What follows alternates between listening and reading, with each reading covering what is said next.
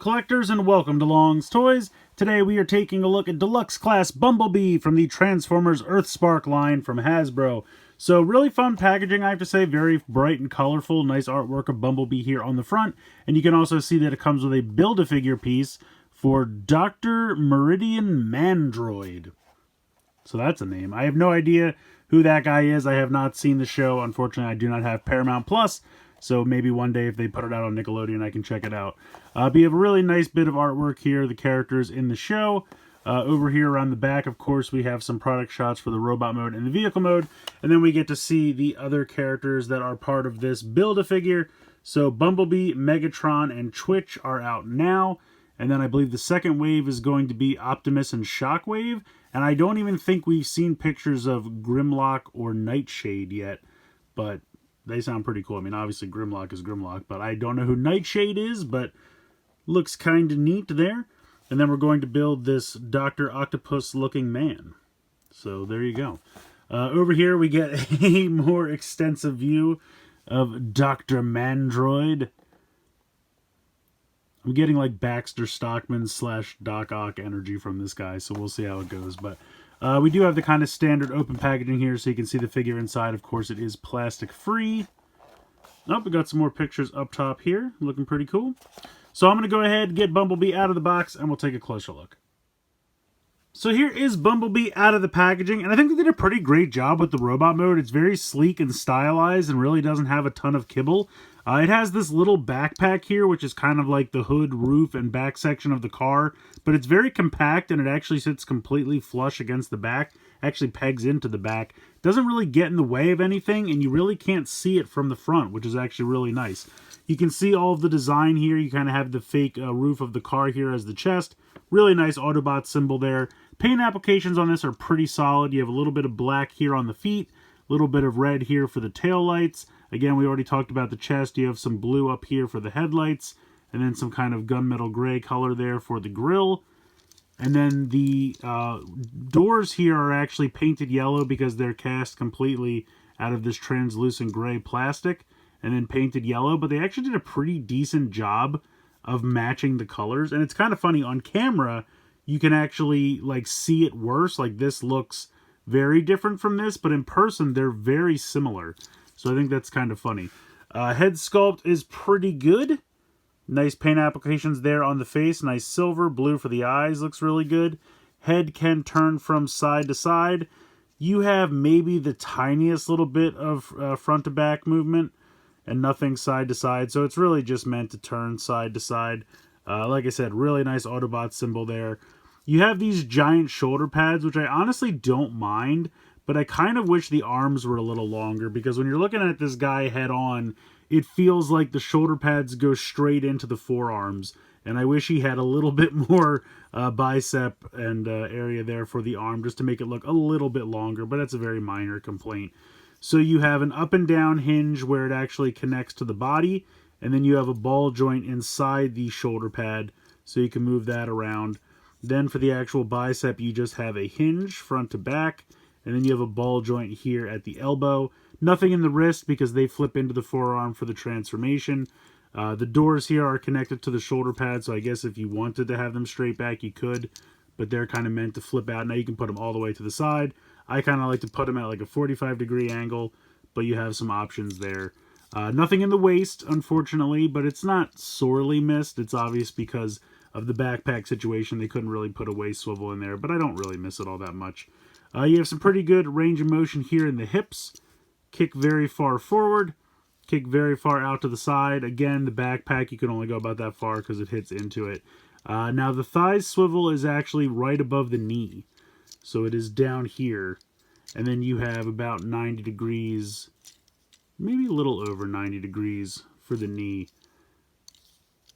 The, knee pads here actually connect to the leg, so they don't move at all. And then you have a ball joint down here for the ankle. You have a little bit of front to back with a hinge that's above it, and then you have an actual ball joint for the ankle itself. I will say, though, that they're very tight, and it popped off on me once already. It's very easy to pop back on, but he kind of naturally wants to be in the ankle tilted state, and it's kind of hard to make it do much more than that. There we go. I think it has to do with it's not a smooth ball joint. It's got kind of a texture to it, which makes it kind of have more grip, I guess, which ultimately I think is a good thing in the long run. It just takes a little bit of maneuvering to get it to move around. But overall, like I said, I really do like the robot mode here. I think it's very sleek and stylized. I just wish the bicep section was a little bit longer, just so it didn't look like the shoulders were going straight into the forearms. But other than that, I think he's pretty cool. He comes with one accessory. He's got this like gun bit here that you are supposed to peg into his fist. You can see the peg hole right there. And it's made to look like it's seamlessly part of his arm. So it's kind of like he's transforming his arm into a cannon. The only thing is if you kind of have to move the shoulder pad if you want him to kind of point it straight out. And then that looks kind of weird. Otherwise, you have to use the elbow joint, which isn't terrible. But again, if only that bicep was a little longer, it would look a little bit more natural there. If you don't want him... Now, it's a little difficult to actually get this out of his hand. What I like to do, there's a hinge here for when you put the fist into the forearm. I like to put that at about 45 degrees, and it makes it a lot easier to pull this out of the fist, and then you can put it back up there. You can also store this on the back. You can see there's two little notches right here, and you can pop this onto the back, and then it almost kind of looks like a little jetpack, which I think is kind of cool. So I like that option as well, and that doesn't really get in the way or even show from the front. So I'm going to put it off to the side. Now, the other thing he comes with, of course, is the Build-A-Figure piece for Dr. Mandroid. I love the color scheme for it. I think the metallic teal and the purple look really sharp. The only bit of articulation it has is this hinge here in the shoulder. And that's it. There's nothing in the bicep, elbow, wrist, nothing. It's one solid piece. And unfortunately, the purple doesn't continue on. It's only on the front. I mean, it makes sense why it would only be right there. And I've not seen the show, so I don't know if this continues around or if it's even supposed to. But I do really like the color combo there. I think that looks pretty sharp. Very hollow, though. But it's an extra piece for a Build-A-Figure, so it is what it is. So we'll see if I eventually get enough to build that guy. I don't know. I know Shockwave is a complete reissue of the Cyberverse Deluxe Shockwave, so I probably won't be buying that one, but I think luckily he comes with an alternate arm, so I might not need him. So we'll see how it goes. But in any case, Robot Mode I think looks pretty cool, and just for a little comparison here is the Warrior Class Earthspark Prime. And I feel like they scale pretty well together. He's a little bit shorter, but it could also just be because I have his legs kind of bent. So ultimately I would say they're about the same size, and they look pretty good together until they eventually do Deluxe Prime in the next wave. The Warrior Class fits pretty well. So let's go ahead, let's get into transformation. Okay, so we're going to go ahead and take the fists and rotate them into the forearms very simply. And then we're going to come to what I think is the hardest part, and that's saying something. Most of this is not very difficult, which is nice. But you have to unhook this. So this is kind of the roof section of the car. I'm sorry, the hood. This is the roof, and then this is kind of the back section. Although I guess actually this is the way it's accordioned in. This is actually the back section, and this is actually the roof of the car. But it's pegged into the back, which is nice. But the problem is when you go to unpeg it, that's not difficult. But then you have to kind of, because the head doesn't really move, you have to get clearance to get over the two little tabs that it's tabbed into. And that can be a little difficult. There we go. Okay, so that's a little nerve-wracking. And maybe I'm doing something wrong, but I really can't find a way because of the way this kind of comes forward. And it sits like so right behind his head that you can't really like move it up to get it over. There's not enough room for all that. So it's difficult finding that clearance to be able to get that past that because it's a little tight. But anyway, once you get that done, you're going to fold this all out. And like I said, you can see hood of the car, roof of the car, back section of the car here. You're going to take the, well, obviously the shoulder pads are obviously going to be the actual hood of the car. And you're going to take the forearms and bring them up. And this little spike here is going to fit into a little tiny spot inside the shoulder pad. So this has to kind of come up and then wiggle this in, and then up, and then that will rest in there so that when you're done, it looks like this. So we're going to come over here and do the same thing. We're going to rotate this on the ball joint, bring this up and wiggle it in there, and then it sits in there. It's pretty easy to do. So now it looks like he has just his arms in his shoulders. So now we're going to kind of bring this up. We're going to bring this over the head, and then we can bring this forward, and then there's a little tab right here, and of course there's a tab spot right there. So we are going to just peg that in and form the entire front of the car. There we go. And you can just kind of leave the doors open for now.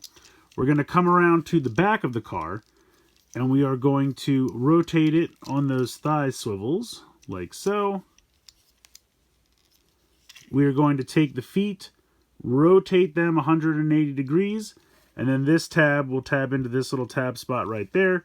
So this just comes down and tabs in like so. So repeat the same thing over here with this foot. There we are. Then we're going to kind of pop these out to the side. And you can see that this was underneath here. So this was in and kind of on top of that like that. So you kind of just lift this up a little bit so that this will swivel around on this hinge. And then you're going to put the two legs together. And there are these tabs right here and here, which are going to tab into these notches on the legs. And then these notches are going to just rest. They don't really peg in tightly. They just rest in these little spaces here. So we're going to bring this in. Let me zoom out here so you can actually see what's going on. So tab these in here, and then that will rest in that space. And then as you bring this around, there's a little tab here and a little notch there, but you can't really do one and then the other. You kind of have to dovetail them. So you kind of bring them in at the same time and then line that up. And then while you're doing that, there's another little tab and a spot right here. And so that'll all just kind of come in and click into place.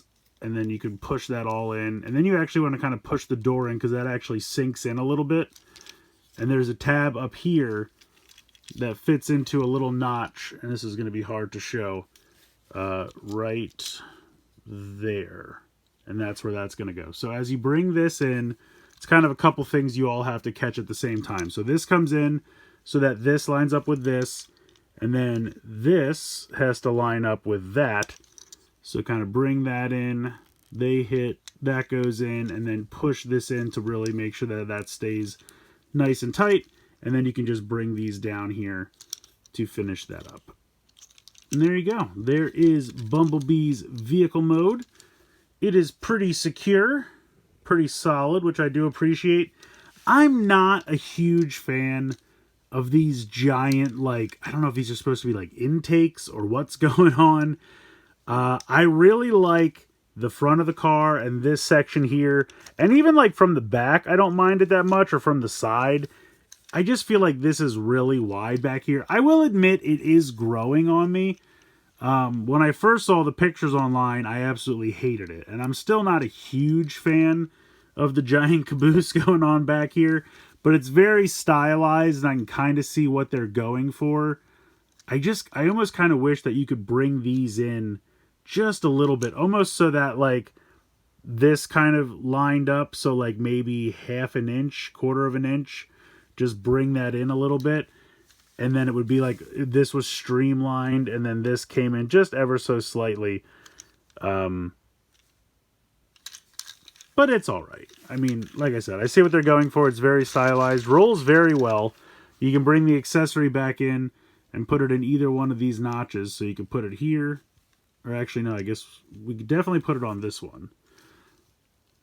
I think this was the one it was pegged into before. But is that, it might be filled in now. You can kind of rest it there, but for whatever reason, it doesn't seem like it wants to peg in there anymore. But you can definitely peg it on the back one. I gotta be honest, the weapon's a little goofy looking to me. I don't know if it's supposed to look like a little ship. Like, the blue here makes it look like either the window of a ship or like the visor. Like, honestly, the more I look at this thing and it has this big square piece, it almost kind of looks like a snout, and I'm getting like a little pig or something from it. I don't know. It's just a little goofy. I don't really know. The blue visor, I think, is what confuses me about it. It's not bad. I'm not saying it's a problem. It's nice paint applications, but just kind of a goofy design. But yeah, that can definitely rest on top there. So, I don't know. It is growing on me, I will admit. But I'm just not a huge fan of these giant kind of like intakes here on the back. But it is very sleek. And it rolls very well. And I do really like the black racing stripe as well. I think that's really sharp. And the Autobot symbol there on the top also looks pretty good. Ultimately, I think this is a pretty fun figure. I really like the look of the robot mode. It's very sleek, very stylized, not a ton of car kibble in the way, so I really do appreciate that. I think it's got pretty good articulation. It's got really nice paint applications everywhere it really counts. I think it looks really nice. I love that giant Autobot symbol on the chest there. Head sculpt looks good, so I really don't have too much to complain about with the robot mode. The only thing I would really say, I wish that those, bicep pieces were a little longer. I understand it's probably due to how it transforms, and that's why they need to be the size that they are. But it really just looks like with the giant oversized shoulder pads that it looks like the arms just kind of go right into the forearms, and it just makes it look a little too compact for me. Again, not a huge deal breaker or anything. I just think it looks a little weird in that regard. I'm not a huge fan of the gun accessory. It's fine. Again, not a deal breaker. Nothing I hate. I just think it's kind of a little bit of a weird design. I do really like the car mode. Again, I'm not a huge fan of those giant, wide intakes there on the back. But it is kind of a cool stylized look. It is growing on me. But again, I wish it was just a little bit more compact in the back there. It just kind of looks like he's got a giant butt to his car, and I'm just not a huge fan of that. But I do kind of, like I said, it is growing on me. I think it's a pretty sleek design for the car. The Build-A-Figure piece, it is what it is. It's here. We'll see how that goes if we get more of those pieces. But for now, it's just a thing to be thrown off to the side. But yeah, I think this guy's fun. I mean, it's nice that they scale well with the Warrior class, so you can kind of supplement the characters until they eventually make deluxe versions of everybody. But yeah, I think he's fun. I really do like the robot mode. The car mode's not bad, and the transformation is not too difficult. It's pretty easy to go back and forth, so ultimately, I'm pretty happy with this. Let me know what you guys think in the comments below. Please like, share, and subscribe. Hope you guys enjoyed the video, and as always, thanks so much for watching.